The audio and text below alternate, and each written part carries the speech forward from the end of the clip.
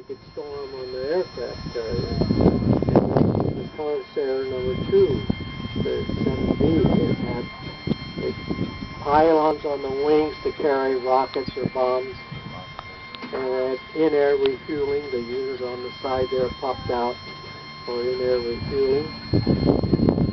The next aircraft is the F-100, North American, and the Thunderbird used to fly these at one time.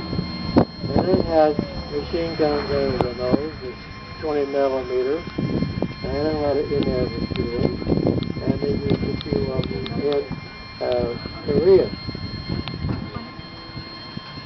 These other birds here are the electronic goodies that have the equipment in the nose to go out and intercept Russian bombers or any other threat to cloud their radar equipment on so they couldn't be shooting rockets or bombs. And they were mostly interceptors along the coast of the Atlantic and Pacific. This one here is the F-105, the Thud, or the Thunder Chief, that had a Gatling gun in the nose that rotated. It could fire 3,000 to 4,000 rounds a minute out of the nose. They've used them quite extensively in Vietnam. And a lot of pilots that were in prison or killed over there were in these aircraft because they had a good long range. They were sturdy, and they could carry a lot of other equipment and rockets. But they sure took a beating.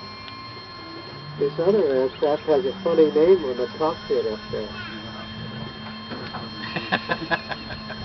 This is the type of aircraft that George flew when he was in the reserves in Texas, the 102 Delta, and it was a tricky airplane to fly. It was the Delta wing, and you have to keep on your toes when you take off and land.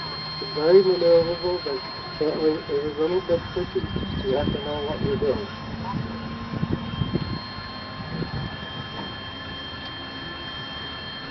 Next, of course, is the old Blackbird. The Crew 2, titanium fuselage, carried a lot of fuel, but you know it had to be refueled about every hour and a half or two. And it had super type of fuel. It had the JP7 fuel, so therefore a tanker would go out to refuel it. It burnt JP4, but it had to carry JP7. So they had to have separate tanks, and that was expensive. This aircraft could go 2,100 miles an hour or better. They admit to that, and they admit to 85,000 feet. So those are the admitted altitudes in airspace.